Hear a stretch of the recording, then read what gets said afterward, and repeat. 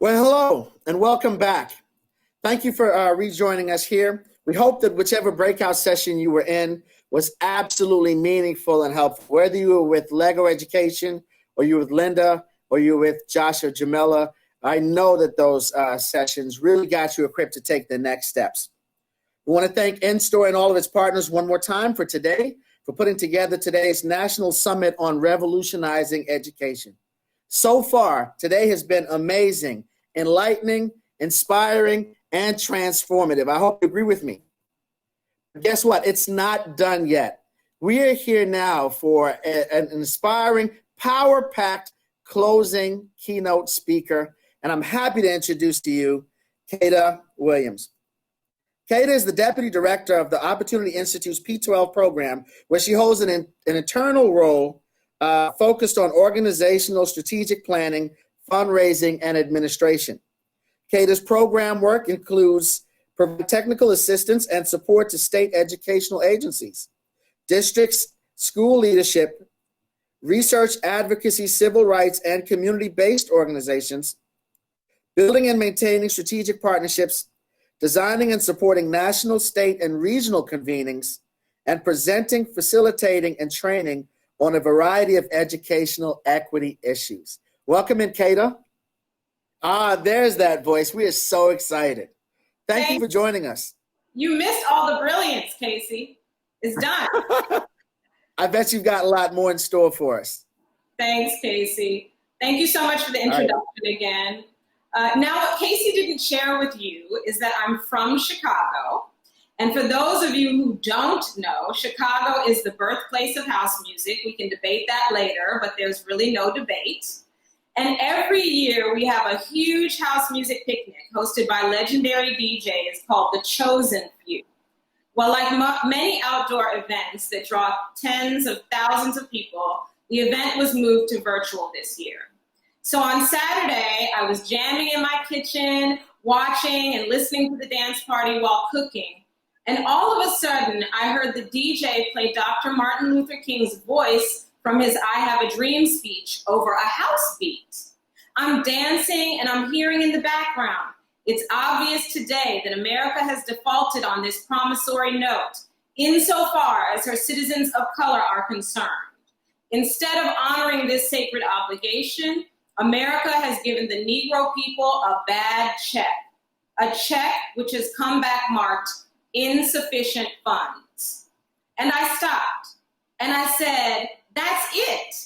That historic speech and the key points within it expressed almost 57 years ago during the civil rights era, a time of incredible unrest in this country, couldn't be more relevant now. So I went through the speech a few times since it had been a while since I had read it, and I pulled out a few themes that really resonated with me as we reflect on this moment and opportunity to really revolutionize education. I'd like to share some of those reflections with you now. In his speech, Dr. King talks about this idea that we cannot be satisfied in this moment. We can never be satisfied as long as the Negro is the victim of unspeakable horrors of police brutality, as long as the Negro's basic mobility is from a smaller ghetto to a larger one. No, we are not satisfied, and we will not be satisfied until justice rolls down like waters and righteousness like a mighty stream. A good friend of mine describes the conundrum we face in America this way. He says that in America, we've created a psychology where we scrutinize people instead of scrutinizing the systems. And intentionally or unintentionally, we actually create these inequitable outcomes. And researcher and scholar Andre Perry takes it even further on the issue of structural racism, to say that you have to look to the policies and structures that are causing the disparities. Put a spotlight on the structure, not the disparity, or else all you're doing is investing in white people to fix the problem that white supremacy created. Well, if we scrutinize the system, we are certainly at a place of reckoning with systemic racism in our country, much like the period of reckoning that inspired Dr. King's I Have a Dream speech. When we look at the structural inequities across the board that COVID only exacerbated, We're talking about structural inequities in health, in housing, in jobs, and of course, education. And when we look at education, disparities have only widened, including when we think about the need to close the digital divide in terms of access to the internet and to devices, districts distributing food to families in need that went beyond those students who receive free or reduced price lunch, trauma responses and healing work needed based on everything our young people are experiencing, social distancing and safety concerns when we return to school in the fall, and on and on and on. But what do systemic inequities in education actually stem from? Well, let's start with finance and resource implications of an inequitable system.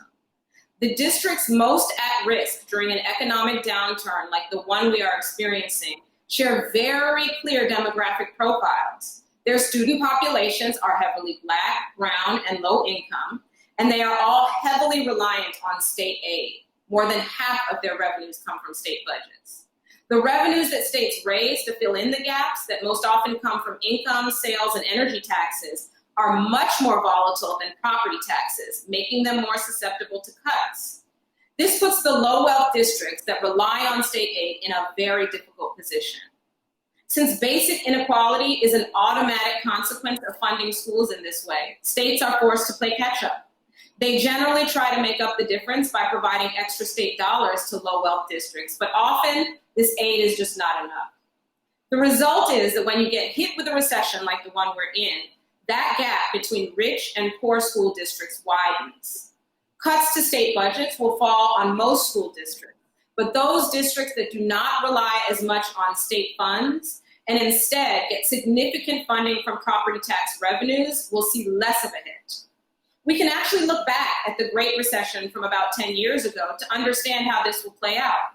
Those massive budget cuts during that time resulted in waves of teacher and staff layoffs throughout the country that significantly hurt academic outcomes for low-income and Black children especially.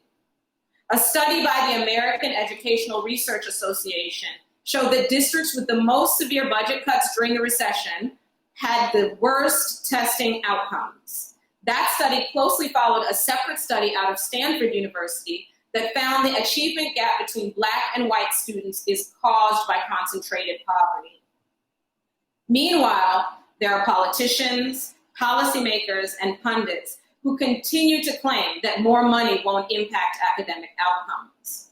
In fact, when we look at the academic implications of severe budget cuts during the Great Recession, districts with the biggest budget cuts experienced a loss of approximately 25% of the expected academic gains annually, compared to districts least affected by the recession.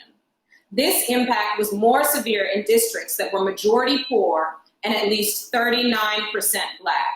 So, there isn't really much of a question about whether spending on education is linked in some way to student achievement. What this experience shows us is that, especially during times like these, financial support to schools with the most vulnerable populations must be increased and targeted, not decreased. But again, what are we seeing and what do we know? There are already huge revenue gaps in the states as a result of the current recession. The Learning Policy Institute recently released a report that essentially said that the federal government would need to provide between $230 to $300 billion, with a B, just to get schools through this next school year.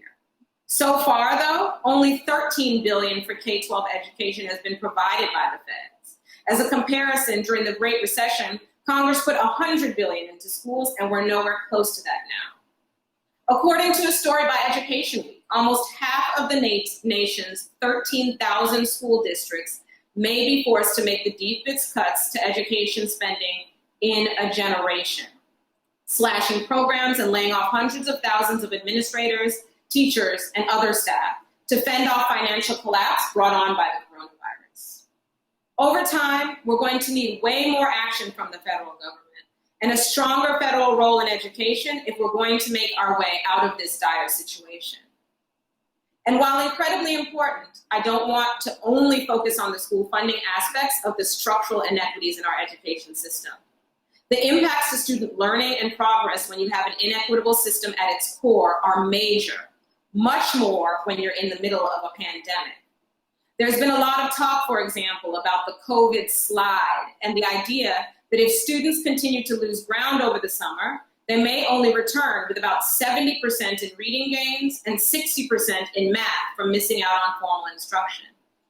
We can imagine that this leads to big gaps between and among students, especially the most vulnerable students. Now, these impacts to student learning and progress are not expected for everyone, right? Those with devices, parents who can support their child's learning at home are going to be okay for the most part. But by definition, structural inequities means the losses won't be evenly distributed across the country. It's the most vulnerable, largely Black, brown, and poor children that we're most worried about. In addition, we know, again, based on experiences this time during and post-Hurricane Katrina, that many families, students, and educators face major trauma, focusing issues, depression issues, and schools this time around are going to have to be prepared to address these immediate needs.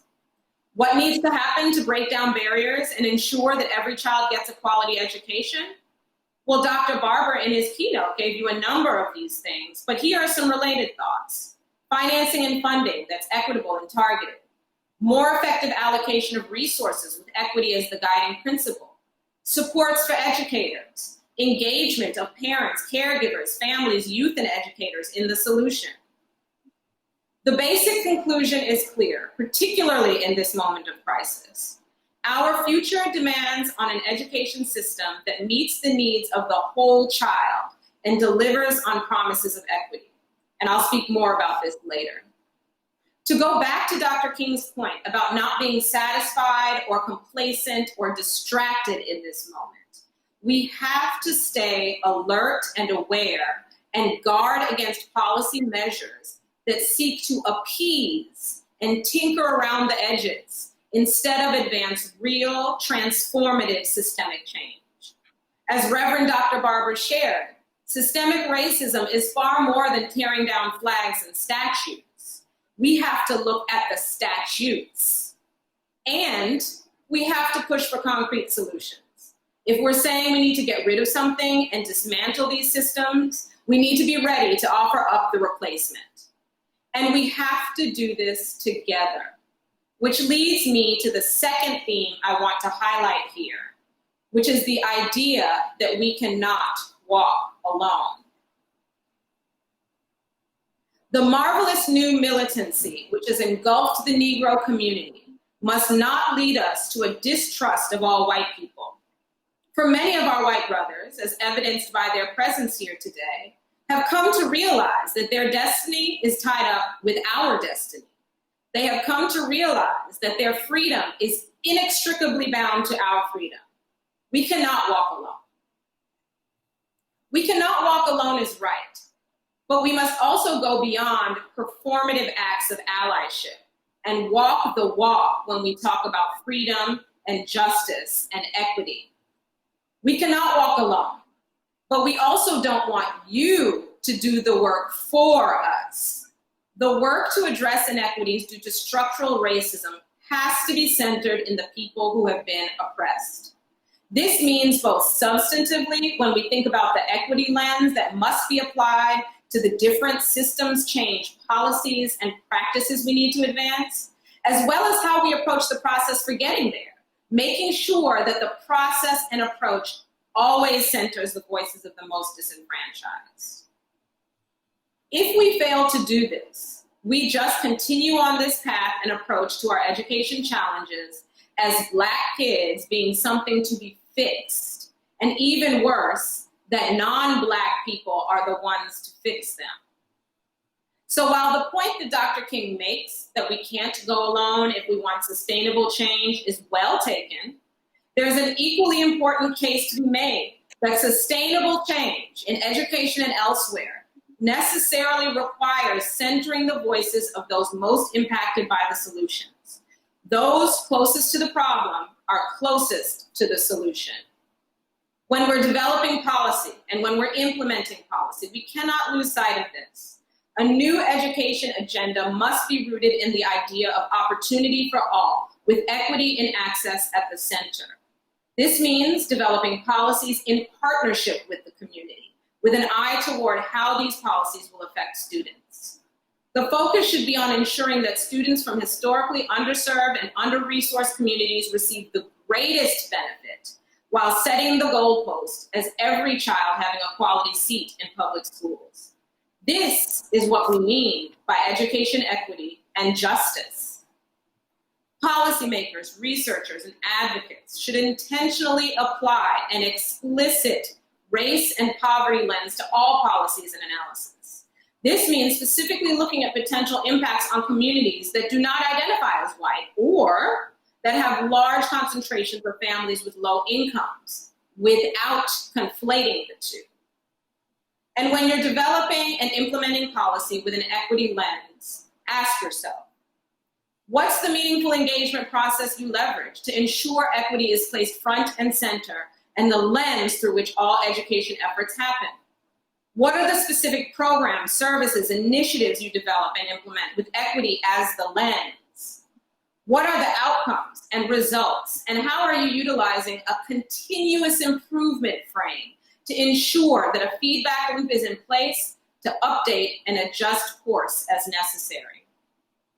That means in schools, districts, and state education agencies, systems leaders must partner with education advocates, community-based organizations, and family and youth organizers in order to reimagine education in the fall and beyond. Philanthropy and public-private partnerships, which play a crucial role in this moment, has to be guided and informed by the reimagining work, which is coming from a deep and authentic place in school communities. Participatory decision-making is a key guiding principle. Everyone needs to be engaging in this effort and making decisions in a collaborative way. And honestly, even those who don't get the moral imperative for equity and justice for Black, Indigenous, and people of color get the economic one. These targeted efforts to bring equity and justice will inherently benefit public school students of all races and incomes. There will be greater access to quality schools, more educational opportunities, in addition to economic development that extends beyond the educational system. We cannot forget the communities and the young people we serve. At the end of the day, everyone must see themselves in their role in working to dismantle structural racism and systemic inequities. Because guess what? If Black and brown and poor people win, we all win. There is a real need for white people to actively be a part of this struggle. We see this being realized in the current protests against racial injustice, where many young white people are taking part and joining with Black people, similar to what happened in Dr. King's day. Young people are beginning to understand that in order to eradicate racism, eradicate inequities, eradicate injustice, they have to work with Black, Indigenous, and people of color. This, in part, I believe, is why the current protest has been sustainable and maintained. The collaboration and unity of the young white people with Black and other people of color. These protests must give us all hope, as they are evidence of a changing society, because the masses see and understand that society is not sustainable with racism, no matter what is coming out of our current administration. And that takes us to the final theme, the urgency of now. We have also come to this hallowed spot to remind America of the fierce urgency of now. This is no time to engage in the luxury of cooling off or to take the tranquilizing drug of gradualism. Now is the time to make real the promises of democracy.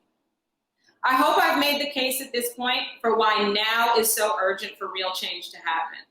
We don't have time to wait. It's clear that the system is working exactly how it was meant to maintain and perpetuate white supremacist thinking and structures, and devalue and erase the lived experiences and histories of Black people and other Indigenous and people of color. Well, we're saying no more. The streets are saying no more. So then what does it look like to reimagine and re-envision a system of education that works for all? What are we asking for in the short and longer term? Well, to begin with, we need to focus on the needs of the whole child, not some siloed part specific to academics or some other siloed part specific to integrated supports that's separate from learning. We're talking about the whole, all of the things. So here's my chance to plug my organization.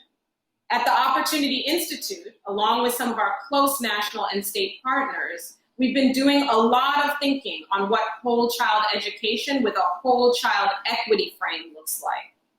This whole child equity frame is based on the research of the science of learning and development and how students' learning and development needs are met. It's also, I'd like to note, what parents and families have been telling us for years. And it's actually pretty straightforward. Relationships. Students flourish when there are sustained, strong, and positive relationships throughout the school community. Context and environment. Schools work best when they provide environments that foster a sense of belonging and safety. Developmental approaches to teaching. Teaching is impactful when structured and sequenced in thoughtful ways, with testing used to measure student progress and improve and modify practices. Comprehensive approaches to learning supports. Systems are responsive when they address students' individual needs for academic, health, and social and emotional support. Student agency in learning. Educators achieve successful outcomes when they intentionally support the development of critical skills, mindsets, and aspirations of students. So again, this is all pretty straightforward. But the fact that we do not typically see all of these elements in our most vulnerable schools and school communities is a real problem. It essentially makes the case further that we need an entire reboot of our education system. And while our public schools have been woefully under-resourced, and we must continue the fight to change that, this next few years into the future is an opportunity to visualize what schooling looks like in a post-pandemic era, to ensure every child has the opportunity to not just survive, but to thrive. And whatever this reboot looks like in the end, educators must be supported in this. Resources around teaching and learning and engaging in this new normal must be provided. So what are we reimagining? Let's start with summer learning and the social-emotional trauma-informed and academic supports that will prepare students to return to school, either online, in person, or some hybrid, and help them to thrive when they get there. And then let's look to the next school year and beyond and address the continued need for increased academic, social, emotional, and physical supports for students, educators, and families in the wake of this multifaceted pandemic.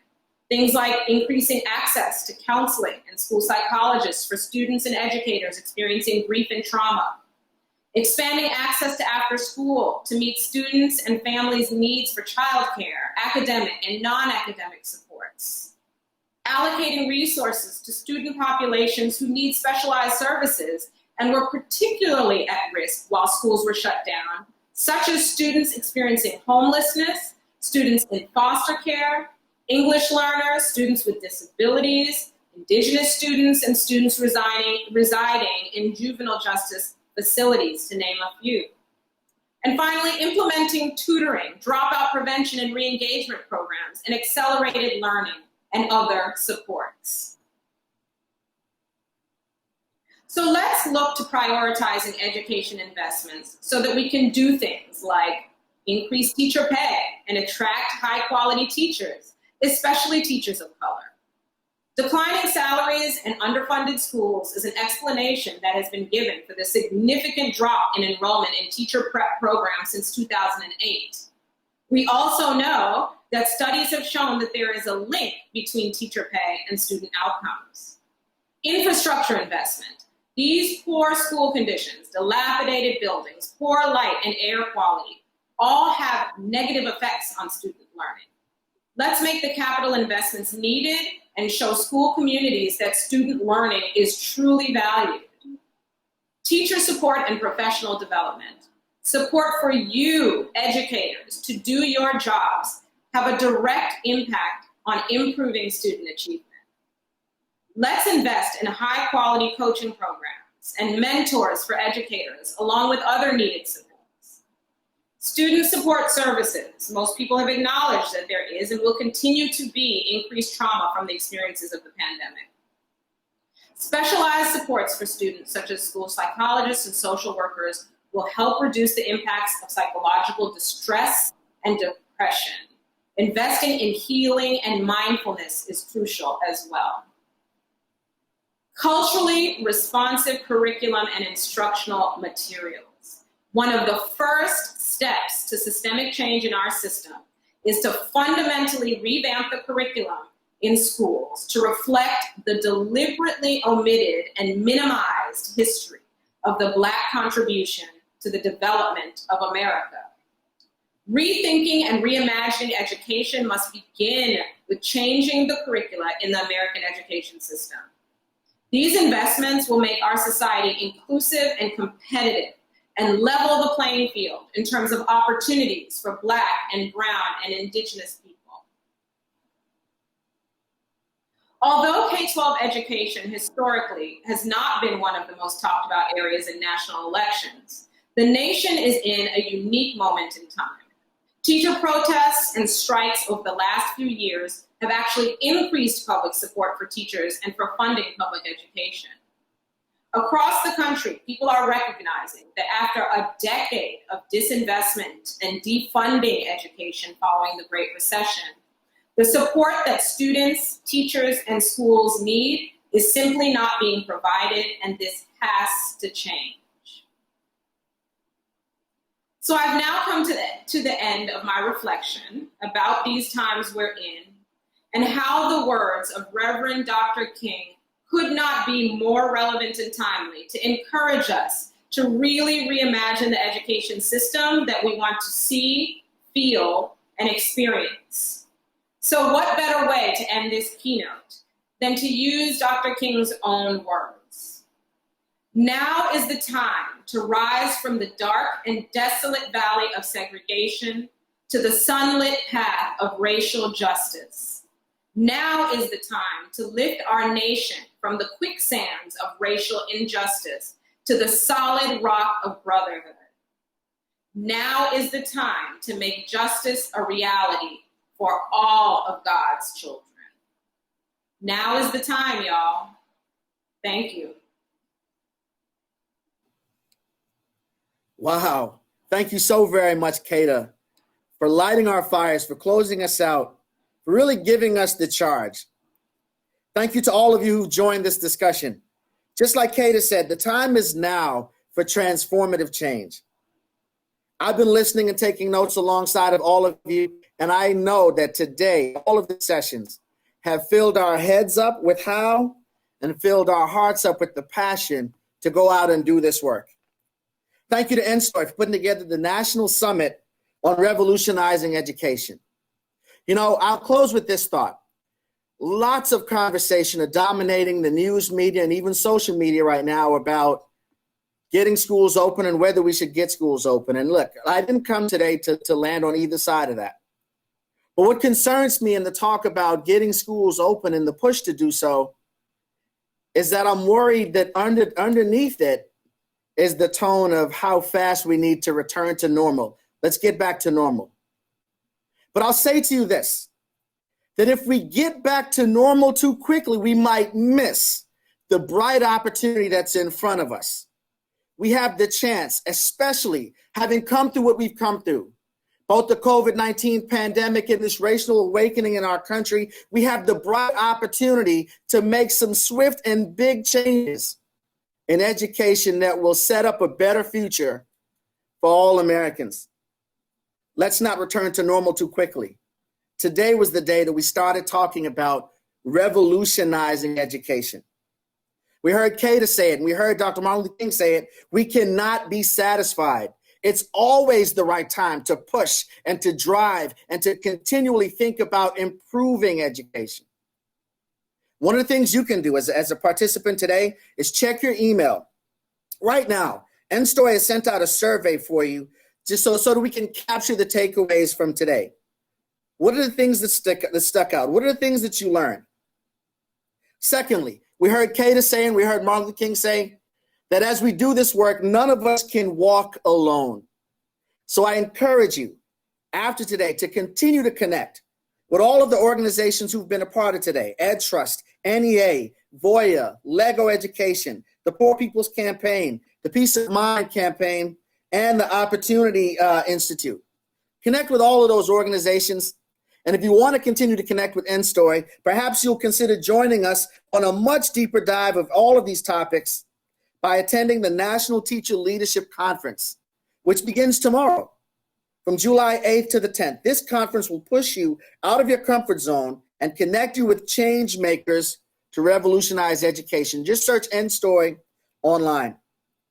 And then finally, Kedda left us with the last point. She said, all of us must embrace the fierce urgency of now. Now is the moment. Right now is the moment to change the world for the better.